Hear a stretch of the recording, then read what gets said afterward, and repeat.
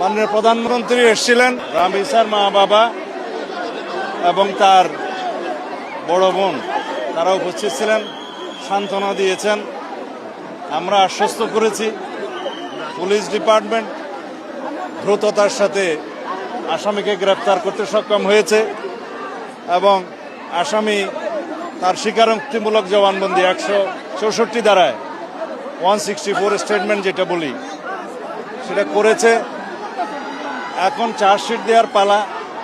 Chargesheet দেওয়ার আগে এখন ডিএনএ টেস্টটা করতে হবে। ডিএনএ টেস্টের জন্য আমাদের সিআইডি ল্যাবে অলরেডি আদালতের অনুমতি নিয়ে টেস্টের কাজ চলছে।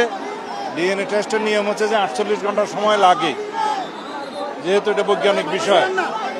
সেটা শেষ হবে রবিবারের দুপুরের মধ্যে।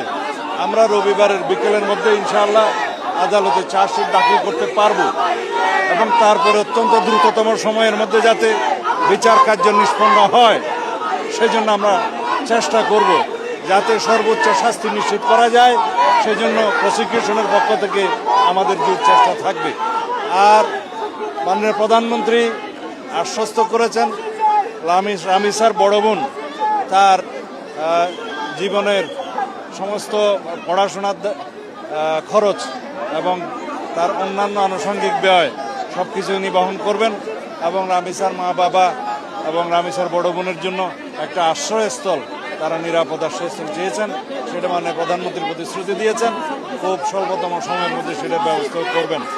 আমরা এইরকম ঘৃণ্যতম অপরাধের শিশু ধর্ষণ এবং হত্যা অথবা শুধুমাত্র শিশু ধর্ষণ যাই হোক, এই সমস্ত অপরাধের ক্ষেত্রে যাতে খুব দ্রুততার সাথে এবং সংক্ষিপ্ত সময়ে চার্জশিট দেওয়া যায় এবং বিচার কার্য সম্পন্ন করা যায়, সেই জন্য যদি আইনে আরও কিছু পরিবর্তন আনতে হয় সে বিষয়ে আইনমন্ত্রী এখানে আছে।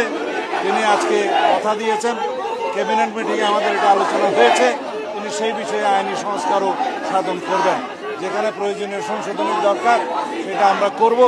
এইভাবে আমরা দেশে এরকম ঘৃণ্যতম অপরাধের যাতে আর পুনরাবৃত্তি না হয় সেই জন্য চেষ্টা করবো ইনশাআল্লাহ। ধন্যবাদ। পরিবার চেয়েছে সুষ্ঠু ন্যায় বিচার দ্রুততম সময়ের মধ্যে, সেটা পরিবারের 1 নম্বর চাওয়া এবং সেটাই স্বাভাবিক। তারপরে তার যে অন্য কন্যা সন্তান আছে তার নিরাপদে যাতে থাকতে পারে, পড়াশোনা করতে পারে, উন্নত জীবন পায়, সেই জন্য সহায়তা চেয়েছেন। সেটা মাননীয় প্রধানমন্ত্রী পরিবার বলেছেন যে এত দ্রুততম সময়ে এইভাবে গ্রেপ্তার হওয়া খুব নজিরবিহীন। তারা গ্রেপ্তার এবং আমাদের আইনি পদক্ষেপগুলোতে এখন পর্যন্ত তারা সন্তুষ্ট। আচ্ছা, আরেকটা বিষয়, যে দায়িত্ব নেওয়ার কথা বললেন আপনি, সেই দায়িত্বটা কি তারেক রহমান সাহেব নিজে নিচ্ছেন নাকি প্রধানমন্ত্রী হিসেবে নিচ্ছেন? সরকারিভাবে প্রধানমন্ত্রী হওয়ার আগে থেকেই এরকম মানবিক কর্মকাণ্ড বহু করেছেন সারা দেশে, তিনি ব্যক্তিগতভাবে নিয়েছেন। আর প্রধানমন্ত্রীর তহবিল থেকে তো উনি সাহায্য দিতেই পারেন।